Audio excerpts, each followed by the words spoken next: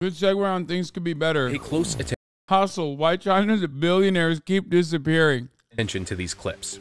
I love that Comrade Winston just sent me like CNBC cutting like anti-China propaganda, which we will probably receive as pro-China propaganda with a hustle. I love that. I love looking at stuff that like mainstream media in America considers to be like terrifying and just getting an entirely different message out of it. Let's watch. China Renaissance plunging overnight in Hong Kong after that company said that its chairman and CEO is missing. But since giving this speech that was critical of China's government, Jack Ma hasn't been seen in public, and now many are questioning, where is Jack Ma? He is being punished for speaking his mind. Ren disappeared last month. Now China says he's under investigation. He's accused of quote-unquote serious violations of discipline and law. Notice a pattern? Billionaires in China keep disappearing. The latest addition to the list is Bao Fan, a renowned investment banker who went missing in February. However, a few days later, his company said he was cooperating in an investigation being carried out by certain authorities in the People's Republic of China. When someone like Bao Fan disappears, someone that high profile who suddenly vanishes without explanation, that inevitably sends a chilling feel through the rest of the market. How can you... I think the funniest thing is looking at this and going, wow. I can't believe that billionaires are not above the law. Like, the only reason why you feel this way, is because you are so used to living in the United States of America where, like, there's nothing. The government has nothing to do. Like, they can't do a single thing to fucking billionaires.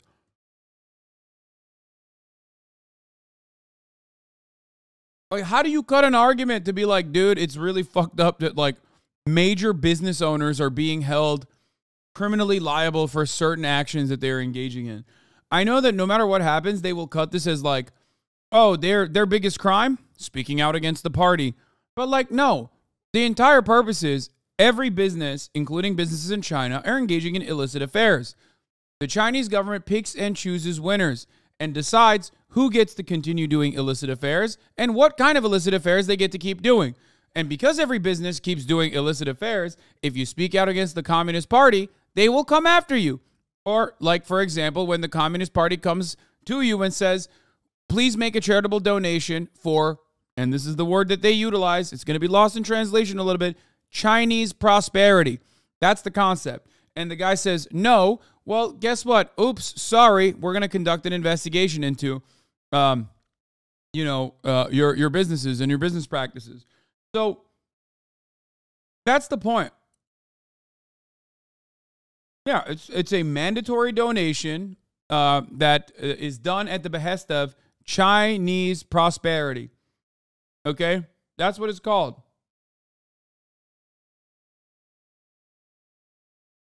You feel it's like a tax. Business in a place where an important leader of industry can suddenly disappear. We've seen a string of disappearances of high-profile business figures going back literally years. It seems like we can't go too long without another high-profile figure being disappeared.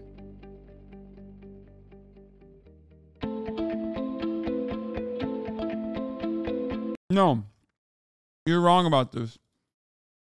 No, Chinese prosperity is not code for money for Xi Jinping. That part I will push back on. People saying, oh, that's a bribe, you're wrong. Straight up. It's not. It's literally, fundamentally and functionally a tax. That's it. The only difference is it's not in the books.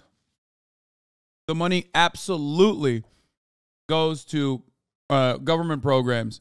The money absolutely goes to, like, poverty programs that are that pertain to social safety nets, things like that. Billionaire donations soar in China, push for common prosperity. That's what they call it. That's the take. It's called common prosperity. And it's not done. This is a way to, like, basically do the same thing that the government is doing.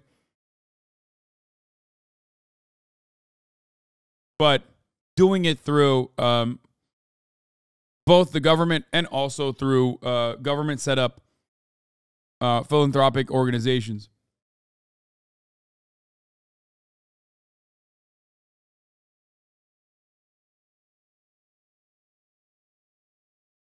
It's effectively a tax.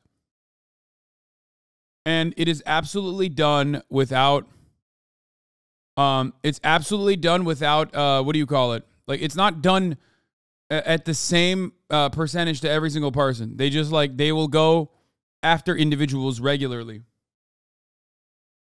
You know what I mean? How do you know this? Bitch, I read. What do you mean?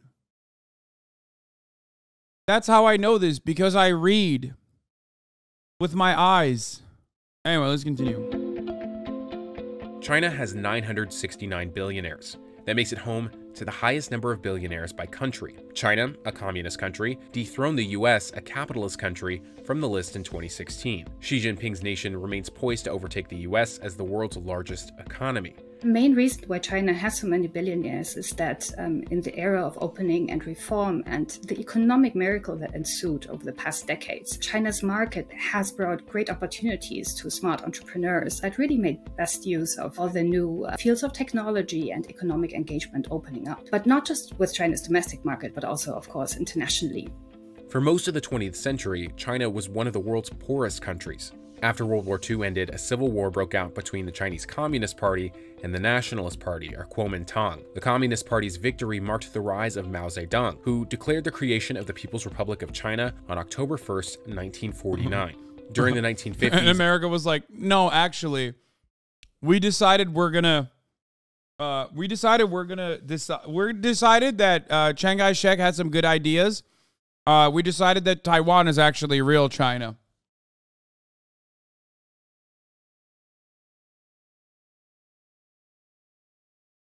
I said loser island. Getting big tanky vibes from this Mao guy.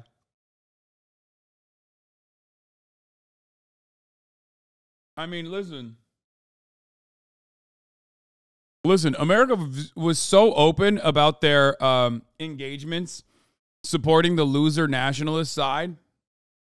Okay? Supporting the loser nationalist side. That even the fucking New York Times' coverage reflected that reality. And of course, based Maoist third world as Richard Nixon changed everything. Because, let's be real, Richard Nixon said, let 1,000 flowers bloom. Let 100 blossoms bloom.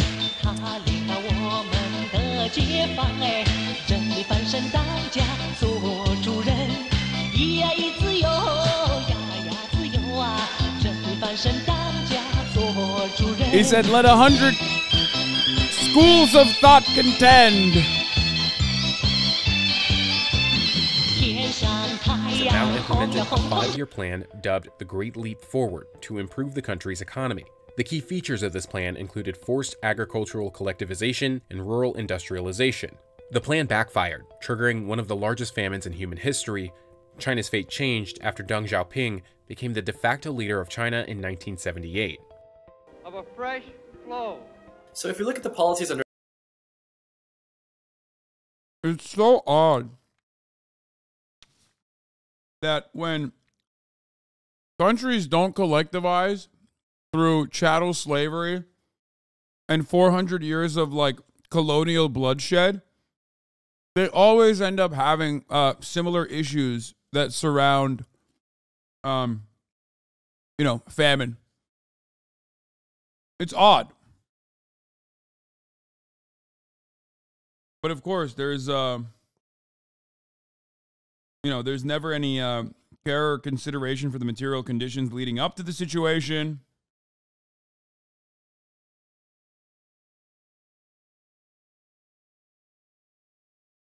And it's always a matter of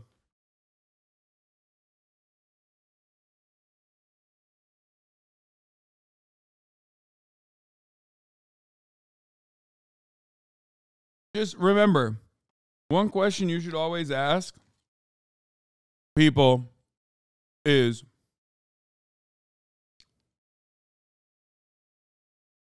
how? What did the material conditions look like in a country before any kind of communist revolution? Just always ask that. Cuban Revolution. What did it look like before the Cuban Revolution? What was going on in Cuba? Because American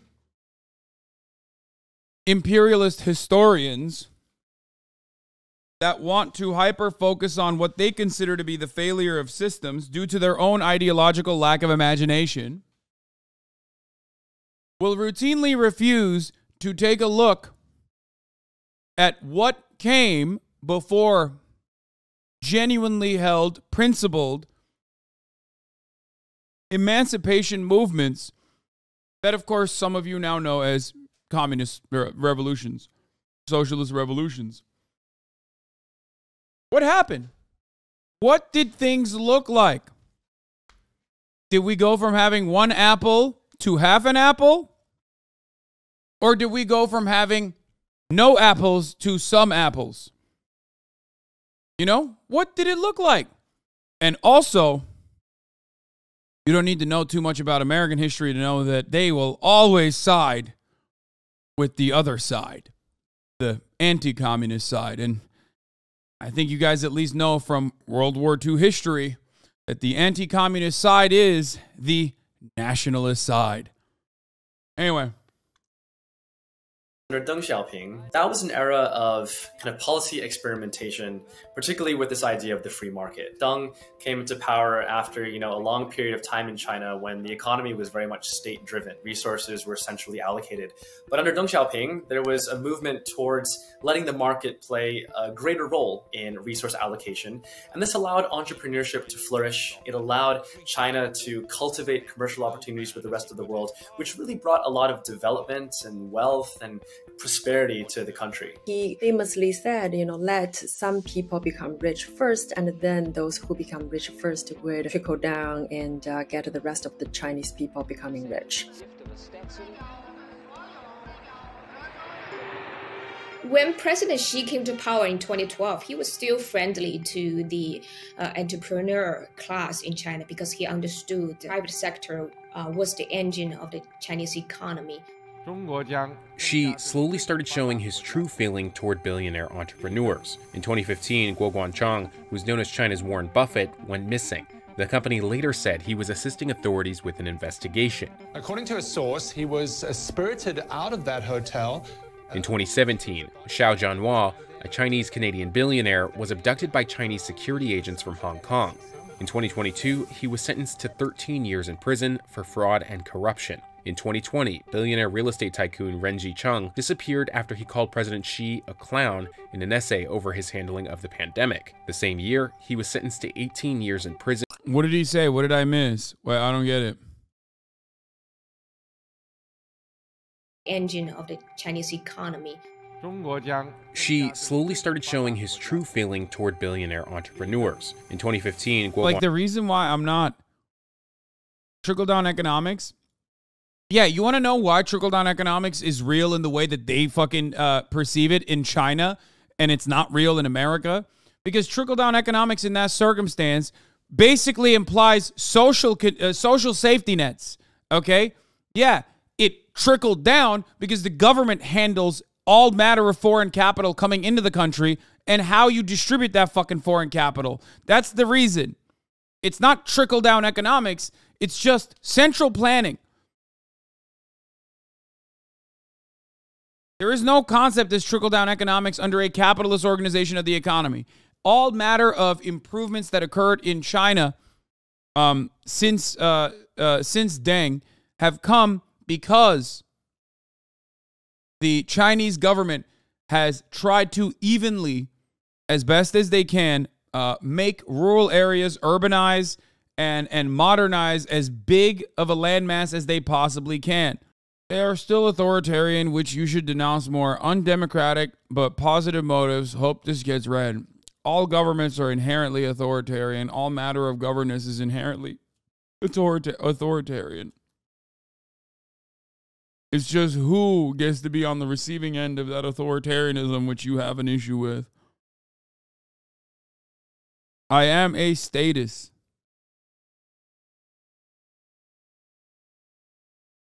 For the record.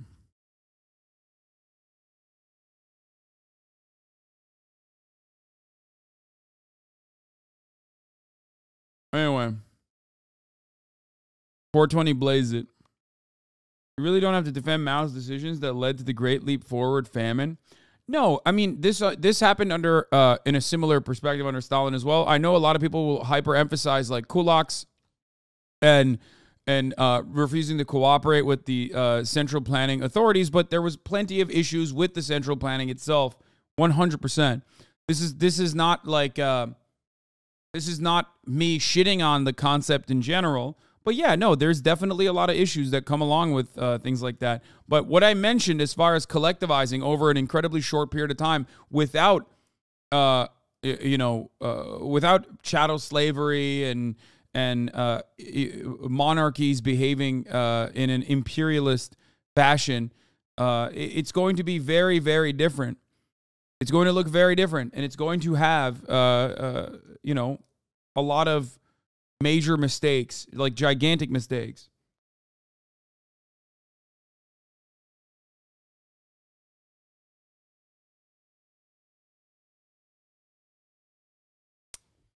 Yeah, I mean, capitalist nations have had gigantic famines.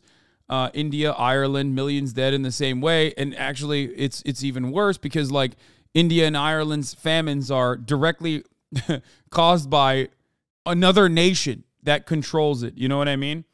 It's done to basically starve out a population to punish them or to feed another country. Like those were straight up not miscalculations, but directly done.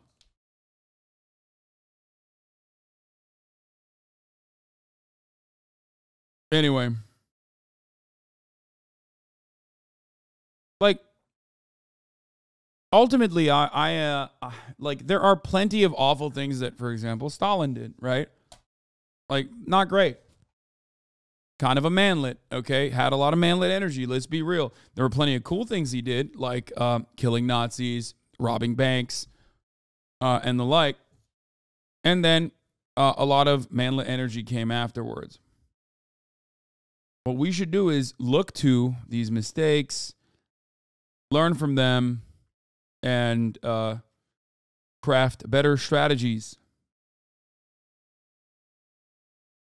Gulags are generally not a good thing. Yeah, I mean, I'm against the gulag system that we have here in the United States of America. Don't disrespect Stalin like that. I mean, he was a manlet. And he did some photoshopping. And I'm not even talking about that one guy. I mean, like, I think he used to routinely try and make himself look closer to Lenin in photos. Wasn't that? There's a lot of like weird things that Stalin did on top of like awful things that he did too.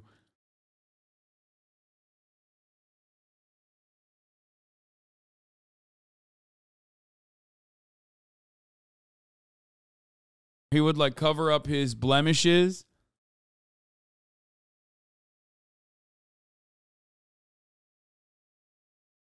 Anyway, let's continue. Let's watch this. Juan Chong, who's known as China's Warren Buffett, went missing. The company later said he was assisting authorities with an investigation. According to a source, he was spirited out of that hotel. In 2017, Xiao Jianhua, a Chinese-Canadian billionaire, was abducted by Chinese security agents from Hong Kong.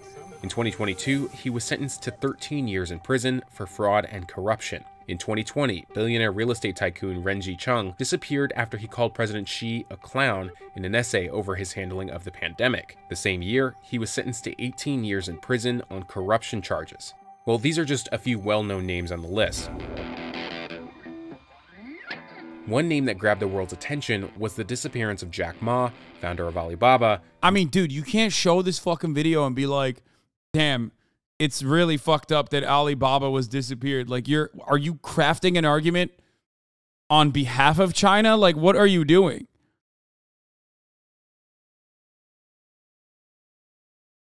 Like, why did you, like, whose takeaway is going to be, oh no, that's really fucked up? Like, you could have shown any number of normal videos where he's like sitting at conferences talking, but instead you put this fucking video up, which leads a lot of people to go, yeah, actually, I kind of am siding with the Chinese government on this. In 2020. Well, I think it's probably several pieces to the rapid demise of Jack Ma. Clearly, one part of it was the growing strength of Alibaba, his company, and particularly Ant Financial, his financial services company. I think it was felt that it was becoming too powerful in terms of controlling the data of the Chinese people, information, and the lives of Chinese people. It was also clearly becoming a rival to big state enterprises and specifically the state-owned banking system. Jack Ma did. Okay. I mean, great. Then I like that. They did that. Wait, what?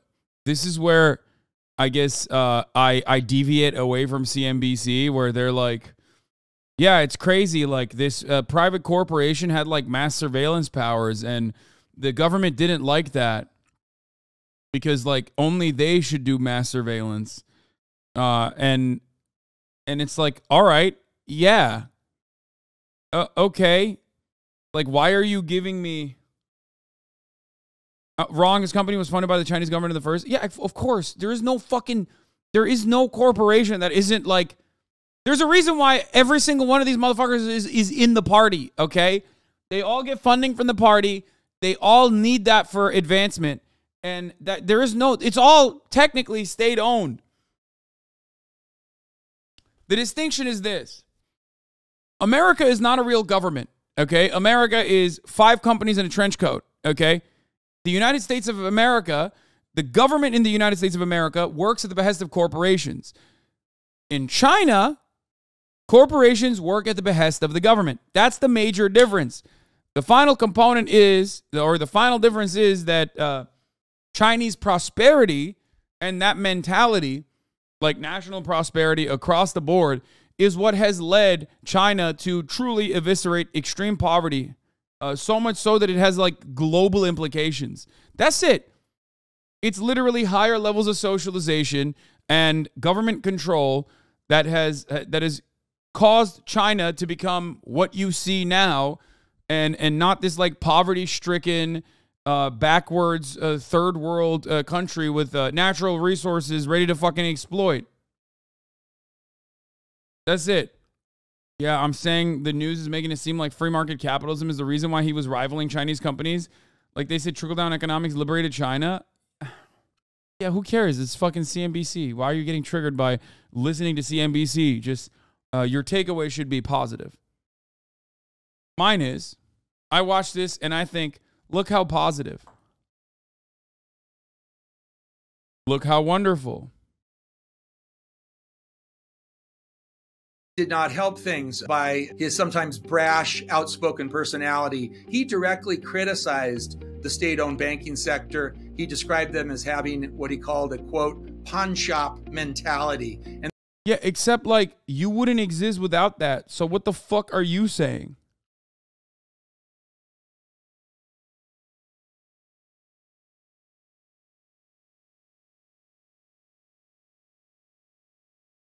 And that really ruffled a lot of feathers. So I think it was really a combination of things, real concern about the growth of Alibaba, it becoming a rival to the state-owned banking system, and also the brash character of Jack Ma rubbed a lot of regulators and very powerful people in China the wrong way. Don't forget that the rise of Jack Ma actually has a lot to do with the Chinese Communist Party and the role of government, because before Alibaba went IPO, I believe it's 2014 at the New York Stock Exchange, the key money that he received was from China Investment Corporation, which is a China's sovereign wealth. Go ahead, man. Go ahead. Tell me that's bad. Come on. You know what else? Okay, here's how this works in America. The government gives you unlimited funds. The government keeps your business afloat. The government tries to at least regulate the supply of the agricultural goods that you are producing. And then you can turn around and say, fuck you to the government and literally control prices. If any singular agricultural producer behaved this way in China, they would kill them. Okay? And now I'm no big city lawyer and I'm no fan of capital punishment. But I think in the United States of America, we would do better if we were moving the needle a little bit closer to the Chinese understanding of how to deal with billionaires and corporate consolidation. I mean, come on now. The California egg industry would not be looking the way it is if it was in China. There's almost an identical level of like funding, if not more funding, but there is no control that comes along with it. That's it. Do you understand? Do you get it? In America, we literally, with our tax dollars, subsidize agricultural production, and it keeps food prices relatively low. But at the end of the day, food producers, due to corporate consolidation and a lack of government interference, can actually turn around and increase their prices without any sort of legal scrutiny whatsoever. And they have done that. That's when you end up experiencing inflation, because inflation in and of itself is not this like magic wand. Inflation is when corporations deliberately raise their fucking prices. Okay? And they do that, and we can't do anything about it because our government doesn't do anything.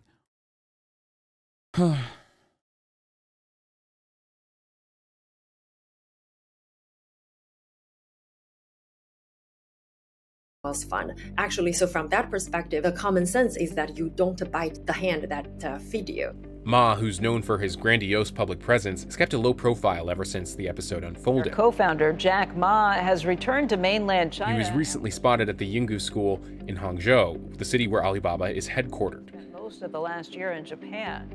Dramatic downfall of Jack Ma tells you is that, in China, no matter how rich you are, no matter how famous you are, if you run against the Communist Party, or even if you are perceived to be critical of the Communist Party, they can punish you. No, I mean, that's like, okay, first of all, it's not just that. Like I mentioned already, every single company that works under the watchful guise of the Chinese government that has been created through investment by the Chinese government that is allowed to survive due to their allegiance to the government in one way or another, sometimes engage in illicit affairs. If you are turning around and claiming that that very same government that made you is actually bad when the government is operating at the behest of the citizens and advocating for more corporate consolidation, more corporate freedom from the government, then yeah, you're going to get punished for it. Do I think it's appropriate? Not really, but there are plenty of examples that they're not using here, like people that are selling fucking spoiled milk and shit, where the Chinese government does end up executing them, and even the government officials at the local level that have played along with this corruption. So it's not like they don't fucking yeet even members within the party. They do. Both the business owners are a part of the fucking party, and so are the goddamn regulators. And if the fucking regulators are also letting them get away with this kind of shit, they also get punished.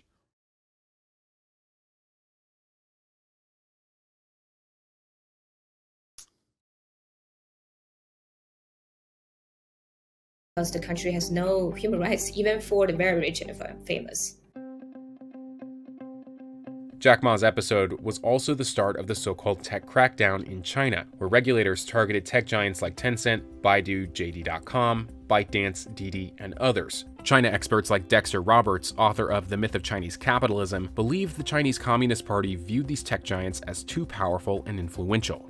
Yeah. I've referred to the Xi Jinping era as party in command era, or the politics in command economic era. So Xi Jinping has made it very clear, and he's pursued this goal of strengthening the role of the party throughout China. So I think he used the phrase east-west, north-south, the party rules it all. And all of this really signals a new era where the party has far more control over the economy writ large, but also particularly over private business. So like if you're on CNBC, automatically any kind of fucking infringement, on, you know, free commerce, whatever you want to call that, is going to be automatically seen as a negative. But if you do not have that ideological gearing, if you do not have that ideological motivation to defend capitalism tooth and nail, like many of us don't in here, you look to that and you go, I don't really understand what the fucking big deal is. Like, no matter how much they try to use spicy language to be like, wow, they're interfering with commerce. Like, well, what about the free markets? Like, they're infringing on the free markets, while simultaneously talking about how, like, the Chinese investment fund is literally the reason why some of these fucking companies exist. It's like,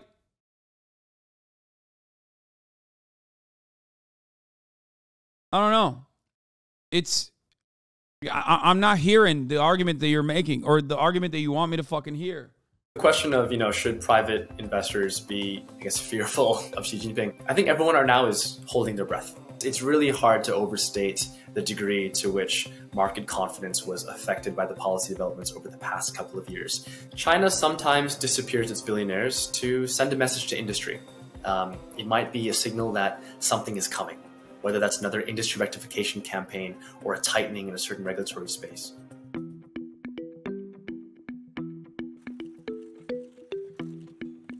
On March 10th, Xi Jinping started his historic third term as China's president. Since the president's term limits were lifted in 2018, Xi is basically president for life. His primary focus right now is to strengthen the slowing Chinese economy, the second largest in the world. Beijing's strict zero-COVID policy. Crushley with a great question. Why these white-collar criminals go missing, but Assange and Chelsea Manning were arrested? Why does the Anglosphere press never call the people in Guantanamo disappeared? Crushley, normally a fucking troll, but very good question here.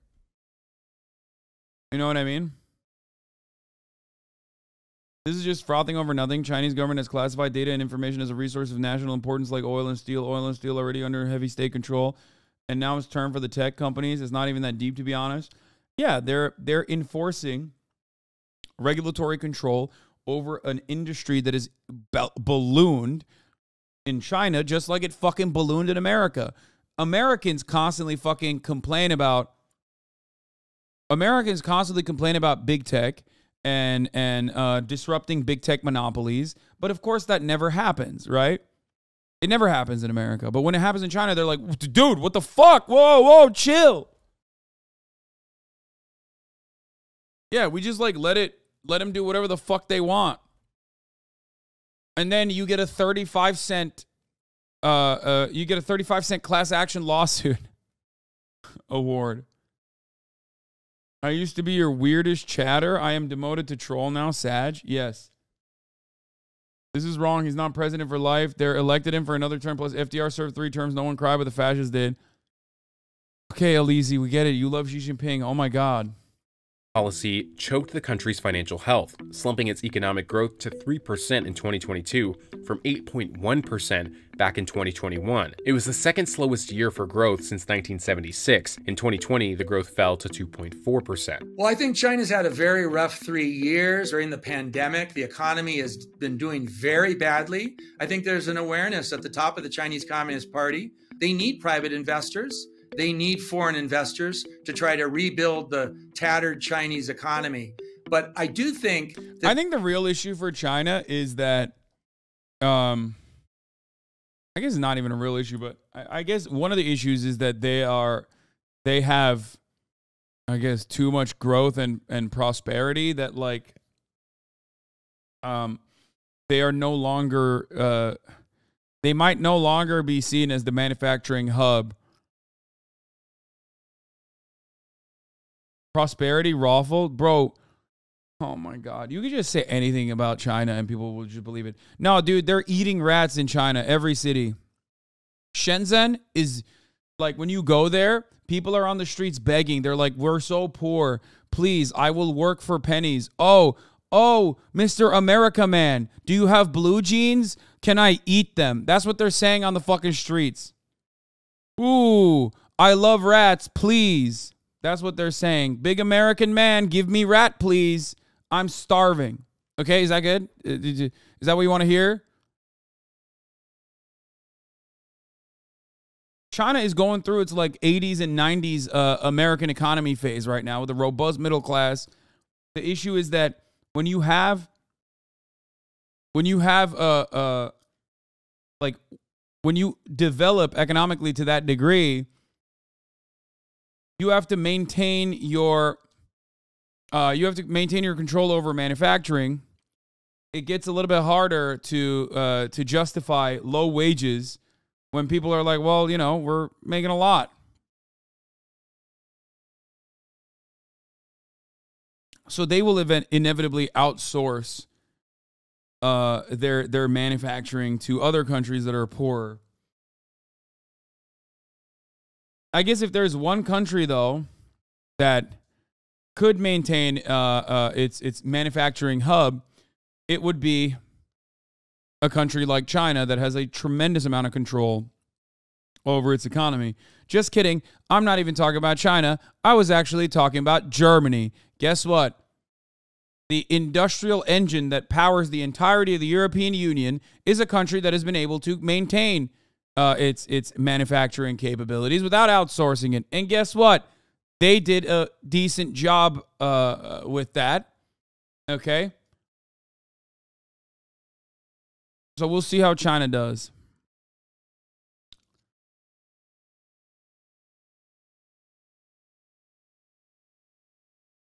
This is unlikely to be a long-term trend. This market-friendly attitude, I think, is happening because China needs to be market-friendly right now. I do think longer term, it's much more likely we will see a reimposition of stronger political control by the Chinese Communist Party, and that's bound to be bad for business, both foreign and entrepreneurs. This idea that private and foreign investors aren't exactly sure. Yep, they've been smart about it from the get-go. Never allowed Western tech companies to operate in China, which was out of line because they allowed a lot of foreign companies to come in and bring modern tech, but they built up tech industry within the country. Also, this kind of control over capital and billionaires is actually popular amongst the people in China. Yet, no fucking human being, regardless of what fucking planet, what side of the planet they live on, is going to be like, wow, you're controlling commerce and billionaires and their actions? How fucked up? Literally go ask any American, okay? Unless they are the crypto entrepreneurs that have like crypto coins that think they're going to, you know, go to the moon, or they're like fucking Elon Musk Twitter Blue subscribers, they are probably going to have the exact same attitude. Like, yeah, fucking, what do you mean? Yeah, punish billionaires, please. Thank you. That seems great to me.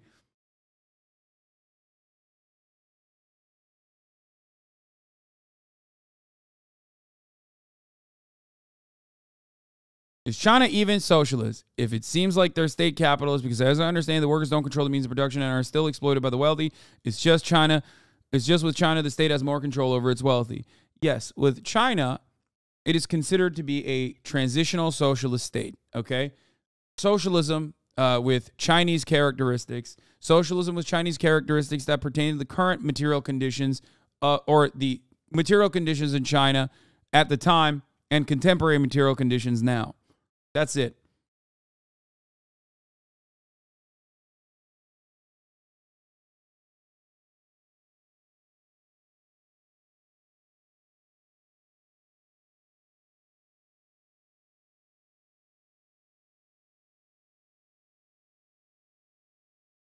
Anyway.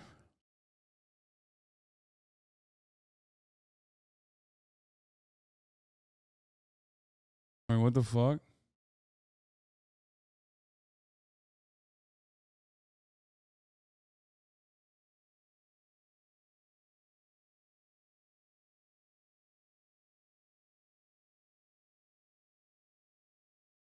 Not that good over here, but yeah, they are trying. What's coming down the line. And that's really going to cast a shadow over China's economic prospects, not just in 2023, but perhaps the rest of the 2020s as well.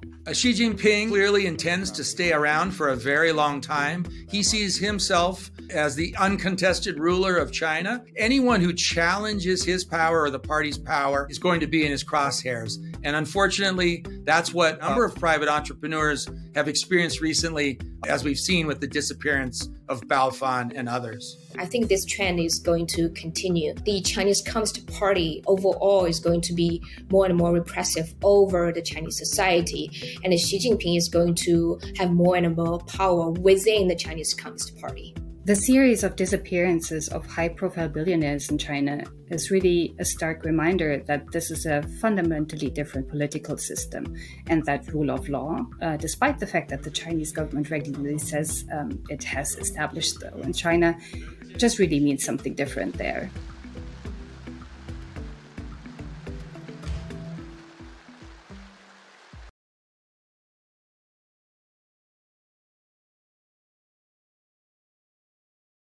You would be disappeared so fast. Yeah, I mean, listen, I like I like certain aspects of social libertarianism, okay? And I don't mean age of consent when I say that. I'm talking about fucking free speech. Okay? I'm talking about civil liberties for marginalized communities. I'm talking about free speech. Yeah. And not in the way that, like, we understand it here in America. I just mean, like, not getting fucking punished by the government for saying things about the government.